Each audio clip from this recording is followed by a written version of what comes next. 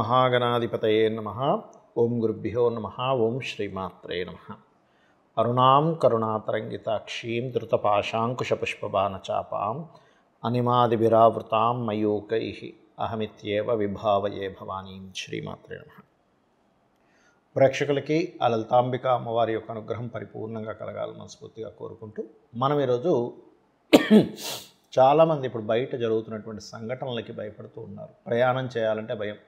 అది bus ఎక్కాలన్నా, train ఎక్కాలన్నా, ఎలా ప్రయాణం చేయాలన్నా భయపడుతున్నారు. ఎందుకంటే ఒక ఆటో ఇంకోటి ఏదో ఢీకొని నిన్న మొన్న ఒకరు బస్సు మంటల్లో కలిసిపోయి, లేకపోతే బస్సు పాపం యాక్సిడెంట్ అయ్యి, ఇలా రకరకాలుగా అవుతూ ఉన్నప్పుడు చాలామంది నన్ను అడుగుతున్న విషయం ఏంటంటే, ఏమంటే మా రాశిరీత్యా ఎటువంటి పరిహారం చేసుకుంటే మంచిది అని అడగడం జరుగుతుంది. అయితే ఈ యొక్క అంశాలు చెప్తుంది నేనైనప్పటికీ కూడా చెప్పేసింది సాక్షాత్ లలిత అమ్మవారికి భావిస్తూ, అసలు ఈ కాంబినేషన్స్ ఎందుకు ఉన్నాయి, ఎందుకు అలా జరుగుతుందంటే, ఒకటి శని రాశుల్లో రాహు ఉంటూ, రాహు గురు రాశుల్లో ఉంటూ, గురువు కర్కాటక రాశిలో ఉన్నాడు, అందుకే ప్రయాణాల మీద ఎక్కువ ఎఫెక్ట్ పడుతుంది. అలాగే కుజబుధులు కలిసి ఉన్నారు, రవి నీచబడి ఉన్నాడు. ఇవన్నీ కూడా కాంబినేషన్స్ చెప్పాలంటే. అయితే దీని గురించి మనం ఒక్కొక్క రాశి గురించి వాళ్ళు తీసుకోవాల్సిన జాగ్రత్త, వాళ్ళు చేసుకోవాల్సిన మంత్రం ఏమిటనే విషయం మనం ఇప్పుడు తెలుసుకుందాం. మీనం వారికి కనుక చూసుకున్నట్లయితే చతుర్థాధిపతి మీకు బుధుడవుతాడు, అష్టమాధిపతి శుక్రుడవుతాడు.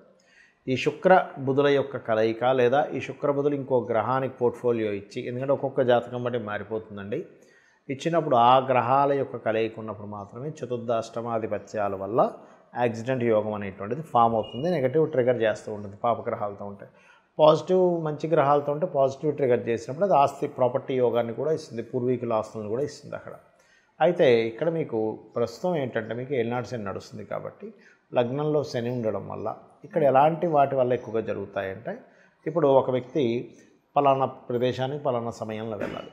బద్ధకం, ఎందుకంటే శని బద్ధకానికి కారకుడు కాబట్టి తెలియకుండానే మనం ఇంటి దగ్గర 7 o'clock 8 o'clock బయలుదేరాల్సింది ఇంకొక అరగంట లేట్గా బయలుదేరడం, అయ్యో అక్కడ టైంకి వెళ్ళిపోవాలి, లేకపోతే అమ్మో చాలా ప్రమాదం అని చెప్పి ఫాస్ట్గా వెళ్ళడం, ఇటువంటివి జరుగుతాయి. కాబట్టి ఈ యొక్క విషయంలో మీరు కాస్త జాగ్రత్తగా ఉండండి. అలాగే బుధ శుక్రులు కలిసి, లేదా బుధ శుక్రులు చతుర్థ అష్టమాధిపతి అయినటువంటి శుక్రబుధులు మీకు ఏదైనా వేరే పాపగ్రహాలతో కలిసి ఉన్నప్పుడు ఖచ్చితంగా శుక్ర బుధ ఏ పాపగ్రహాలతో కలిసి ఉంటే ఆ పాపగ్రహాల దగ్గర దీపారాధన చేయండి. అలాగే సర్వసాధారణంగా మీనం వారికి ఏంటంటే ఆధ్యాత్మిక యోగం ఎక్కువగా ఉంటుంది, ఆధ్యాత్మికమైన థాట్స్ ఎక్కువగా ఉంటాయి, సేవాభావం ఎక్కువగా ఉంటుంది. కాబట్టి ఈ సేవాభావం వల్ల కూడా మీకు ఉండేటువంటి నెగటివ్ థాట్స్ ఏవైతే ఉంటాయో, నెగిటివ్గా జరగాల్సినటువంటి సిచ్యువేషన్స్ ఏవైతే ఉంటాయో అవన్నీ కూడా క్లియర్ అవుతాయి. కాకపోతే అష్టమ స్థానంలో రవి నీచబడి ఉన్నాడు కాబట్టి పర్టికులర్గా నవంబర్ 17వ తేదీ వరకు మరింత జాగ్రత్తగా ఉండాలి వాహనం మీద వెళ్ళేటప్పుడు. అందులో ముఖ్యంగా ఆదివారాలు, శుక్రవారాలు మరింత జాగ్రత్తగా ఉండండి. ఇక మీరు పర్టికులర్గా ఈ భాగ్యస్థానంలో కుజబుధులు ఉన్నందుకు కొంచెం తండ్రి గారి ఆరోగ్య విషయంలో జాగ్రత్తగా ఉండడం. ఏలినాటి శని నడుస్తూ ప్రస్తుతం శని రాశిలో ఉండి వక్రించాడు కాబట్టి ఇన్వెస్ట్మెంట్స్ చేసేటువంటి విషయంలో కొంచెం చూసి ఇన్వెస్ట్మెంట్ చేయడం. లాంగ్ టర్మ్ ఇన్వెస్ట్మెంట్స్ ఓకే, కానీ షార్ట్ టర్మ్ ఇన్వెస్ట్మెంట్స్ అసలు చేయకండి దయచేసి. ఇక మీరు నిత్యము చేయవలసిన దేవతారాధన, మీరు బయటికి వెళ్ళేటప్పుడు ఓం రాజరాజేశ్వరీ దేవి అయి నమః అనుకోండి. దీనివల్ల ఏమవుతుందంటే అనవసరం వాటిలో ఇరుక్కోకుండా, ఇబ్బంది పడకుండా మీరు సేఫ్గా వెళ్ళి వస్తారు. చాలామంది అడుగుతున్న విషయం ఏంటంటే, మనం ఆల్రెడీ ఇటువంటివన్నీ జరుగుతాయని ఉగాది సంవత్సరం సమయంలోనే చెప్పడం జరిగింది, జాగ్రత్త తీసుకోమని కూడా చెప్పడం జరిగింది. అంటే ఇక్కడ ఏంటంటే మనం అర్థం చేసుకోవాల్సింది, ఇదేదో మనం చెప్పేసాం గొప్పతనం కాదు, ఇదంతా కూడా మహర్షుల యొక్క గొప్పతనం. మహర్షులు మనకి ముండేన్ ఆస్ట్రాలజీ అని ఇచ్చారు, మైథుని జ్యోతిష్యం అంటారు. ఆ మైథుని జ్యోతిష్యంలో కొన్ని సూత్రాలు ఉన్నాయి. అంటే కుజుడు అగ్రెసివ్ ప్లానెట్స్ కలిస్తే ఏంటి, అగ్రెసివ్ ప్లానెట్స్ అంటే కొంచెం కుజుడు రాహు అగ్రెసివ్ రిజల్ట్స్ ఇచ్చే ప్లానెట్స్ కనుక వీక్షణ పడుతున్నా, లేదా శని కుజుడు వీక్షణ పడుతున్నా ఇలాంటివి జరుగుతాయని చెప్పడం జరిగింది. అయితే ఇక్కడ పర్టికులర్గా ఏంటంటే ఈ నవంబర్ మాసం అంతా కూడా పర్టికులర్గా ఈ వీటి మీద వెళ్ళేది అంటే ఏంటి, నేల మీద వెళ్ళేటువంటి లేదా జలాల్లో వెళ్ళేటువంటి వాహనాల మీద జాగ్రత్తగా ఉండాలి. నవంబర్ 12 నుంచి పర్టికులర్గా మీరు వాయువు అంటే ఏంటి, ఫ్లైట్స్ మీద వెళ్ళేటువంటి వాటిల్లో కూడా జాగ్రత్త పడాలి. అంటే ఫ్లైట్ జర్నీస్లో వెళ్తూ ఉంటారు, ఎందుకంటే అది మే ఎండింగ్ వరకు ఉంది. మరలా మే ఎండింగ్ తర్వాత ఇట్స్ వెరీ క్లియర్లీ అగైన్ మళ్ళీ కర్కాటకంలోకి వస్తాడు గురువు, కాబట్టి అప్పుడు మళ్ళీ కాస్త ప్రయాణం చేసేటప్పుడు. కాకపోతే నేను చెప్పేది ఒకటే, మీ అందరికీ కూడా ఒకటే సూచన, మీరు మనసులో మీ ఇష్టదైవాన్ని మనస్ఫూర్తిగా అమ్మవారు కావచ్చు, అయ్యవారు కావచ్చు, నన్ను రక్షిస్తుంది, ఆ మహాశక్తి నన్ను రక్షిస్తుంది అనేటువంటి భావనతో మీరు బయలుదేరండి. అప్పుడు ఏమీ కాదు. ఎందుకంటే చాలామంది నాకు ఈ మధ్య సార్ ఇలా జరుగుతున్నాయి, నేను ప్రయాణం చేయొచ్చా చేయకూడదు అని చాలామంది అడుగుతూ ఉన్నారు. మీ జన్మజాతకంలో కనుక 4వ అధిపతి, అష్టమాధిపతి కలిసి ఉన్నారు, లేదా 4వ భావాన్ని పోర్ట్ఫోలియో చేసే గ్రహము, అష్టమ భావాన్ని పోర్ట్ఫోలియో చేసే గ్రహాలు, ఇప్పుడు భావాధిపతులు వేరుగా ఉంటారు, అందులో ఉండే నక్షత్రం వేరుగా ఉంటుంది. మనకి ఆ యొక్క గ్రహాల యొక్క కాంబినేషన్ ఎక్కడ కలిసింది, పాపరాశుల్లో కలిసిందా, శుభరాశుల్లో కలిసిందా అనేది కూడా ఒక లెక్క ఉంటుంది ఆస్ట్రాలజీలో.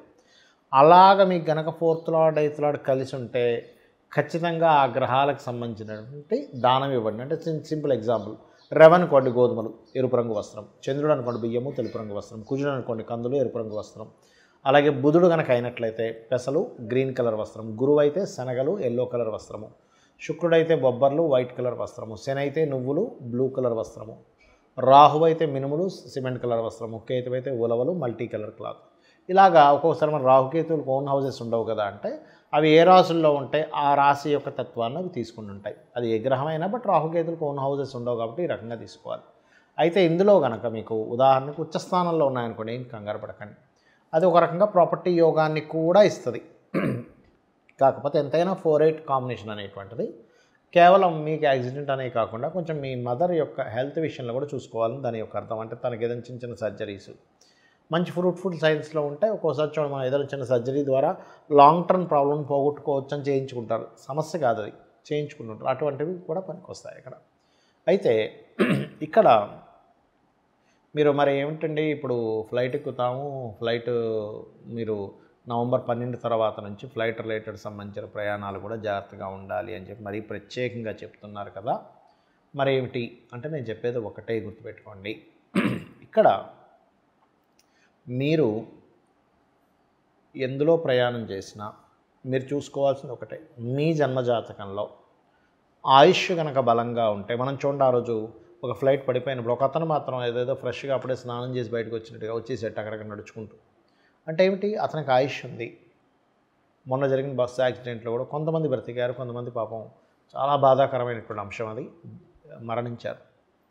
కాకపోతే నేను చెప్పేది ఒకటే, మీరు ఇంకా మీ యొక్క జీవితంలో ఈ భూమి మీద మీరు ఏ కర్మ చేయడానికి వచ్చారో, ఏది అనుభవించడానికి వచ్చారో అది కనుక అయిపోయింది అంటే మాత్రం ఆ పరమాత్మ, అంటే మన యొక్క కర్మ పరమాత్మని కదా, మన యొక్క కర్మ ఏదో రూపంలో అక్కడ కంప్లీట్ అయిపోయినప్పుడు అది నిద్రపోతూ కూడా పోయేవాడు ఉంటాడు, యాక్సిడెంట్లో కూడా పోయేవాడు ఉంటాడు, లేకపోతే రకరకాల ఫుడ్ తింటూ నీళ్లు తాగుతూ కూడా పోయేవాడు ఉంటాడు. దాన్ని ఎవరో ఆపలేరు. కాబట్టి దాని గురించి టెన్షన్ పడకండి, ప్యానిక్ అవ్వకండి. మీకు కనుక ఇంతవరకే ఉంది నా కర్మ, దాని తర్వాత ఇంకొక జన్మ ఉంది, ఇంకో దగ్గర ఇంకొక లైఫ్ ఉంది, ఒక మంచి లైఫ్ ఉంది అన్నప్పుడు ఆ మార్పు జరుగుతుంది. దీన్ని మనకి శ్రీకృష్ణ పరమాత్మ చాలా స్పష్టంగా చెప్పాడు. దీని గురించి ఆలోచించరు అని. కాకపోతే ఇక్కడ ఏంటంటే కొన్ని మానవ తప్పిదాలు ఉన్నాయి. అంటే రోడ్లు సరిగా లేకపోవడం, వీటి వల్ల కూడా యాక్సిడెంట్ అవుతుంది. కాబట్టి మనం విజ్ఞతతో మనం ఏ ప్రాంతంలో ఉంటామో ఆ ప్రాంతంలో వాటిని పట్టించుకొని ఆ యొక్క నాయకులకు చెప్పడం కూడా మన బాధ్యతగా తీసుకుంటూ ఉండాలి. కాకపోతే గ్రహస్థితులు ఇలా ఉన్నప్పుడు మనం ఇంటి నుంచి బయలుదేరేటప్పుడు గుర్తుపెట్టుకోండి, ఇంటి నుంచి బయలుదేరేటప్పుడు పర్టికులర్గా ఇంకొంతమందికి ఒక వారం బట్టి కూడా ఉంటుంది. అంటే కొంతమంది చేసుకుంటారు అలా కూడా. అలా అయితే ఉదాహరణకి ఆదివారం అనుకోండి నారాయణుని, సోమవారం అనుకోండి ఓం రాజరాజేశ్వరి నమః, మంగళవారం అనుకోండి స్కందుణ్ణి, బుధవారం అనుకోండి ఓం విష్ణవే నమః, లేకపోతే ఓం నమో నారాయణాయ, లేదా గురువారం జయ గురుదత్త శ్రీ గురుదత్త, లేదా శుక్రవారం శ్రీమాత్రే నమః అనుకుంటూ బయలుదేరండి. శనివారం ఓం నమో వెంకటేశాయ. ఆ రకంగా కూడా మీరు బయలుదేరవచ్చు ఇంటి నుంచి. ఖచ్చితంగా మీరు ఇబ్బంది అనేటువంటిది తగ్గుతుంది, ఎటువంటి యాక్సిడెంట్స్ పాలవకుండా ఉంటారు. శ్రీమాత్రే నమః.